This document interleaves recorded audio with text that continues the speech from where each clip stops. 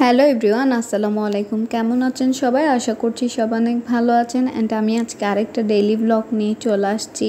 And এটাও একটা harvesting blog. আর এটা হচ্ছে এর প্রথম দিন যে করলাগুলো হারভেস্ট করছি, এরপরে যে করলাগুলো অবশিষ্ট ছিল ওগুলাকে হারভেস্ট করে নিচ্ছি, যাতে মানে পরবর্তীতে আরও কিছু ফুল আসে। এগুলার বীজগুলো কিন্তু ভালোভাবে পাকেনি, তারপর সব নিয়ে ফেলা হয়েছে, যাতে আরও যে করলাগুলো আছে ওগুলা ভালোভাবে হয়। আর এরপরে কিন্তু কিছু লতিও নিয়ে আসা হয়েছে। এগুলা কিন্তু একদম তরতাজা ছিল যে লতিগুলো।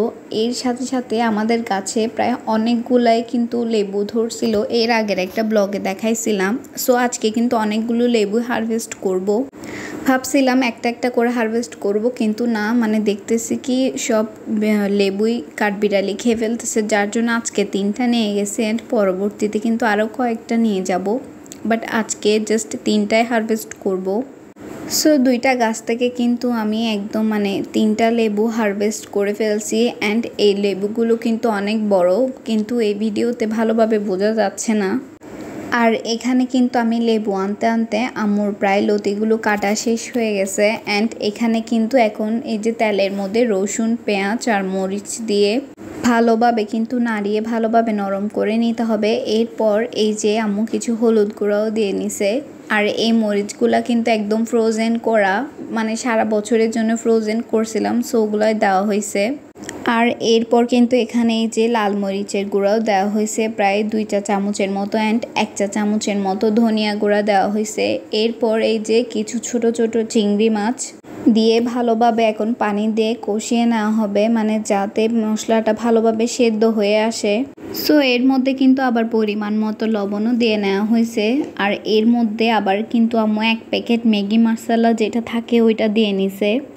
আর এখন এই যে এখানে কিছু টক পাতাও দেওয়া হয়েছে, যে লতিগুলো ছিল ওগুলাতে। এরপর এগুলা ধুয়ে আনতে আনতে কিন্তু আম্মুর কিন্তু আবার এদিকে মশলাও হয়ে আসছে একদম। ভালোভাবে মশলা কষে আসার পর আম্মু কিন্তু এখন এই যে ধুয়ে রাখা ইয়াগুলো ছিল লতি অ্যান্ড কচুর ফুল, ওগুলো ভালোভাবে দিয়ে নিছে। আর এরপর কিন্তু গাছ থেকে যে লেবুগুলো নিয়ে আসছিলাম ওখান থেকে প্রায় 1.5টা, 3টা নিয়ে আসছিলাম ওখান থেকে একটা, অ্যান্ড এর আরও হাফ আরেকটার দিয়ে দিছে, যাতে টক না হয়। যেহেতু এটা দেশি একদম দেশি লতি যেগুলো থাকে ওগুলো ছিল, যার কারণে। আর এর সাথে কিন্তু আবার টক পাতাও দেওয়া হয়েছে। সো এরপর কিন্তু একদম কিছুক্ষণ কষানোর পর এখন পানি দিয়ে ভালোভাবে রান্না করে নিচ্ছে, যাতে ভেতরে যে কাঁচা ভাবটা ছিল ওইটাও চলে যায়। আর এখন কিন্তু একদম লাস্ট পর্যায়ে জাস্ট একটু করে নেড়ে দিচ্ছিল। অ্যান্ড এরপর কিন্তু এখনই হয়ে যাবে। সো আজকের ভিডিওটা এখানে পর্যন্ত।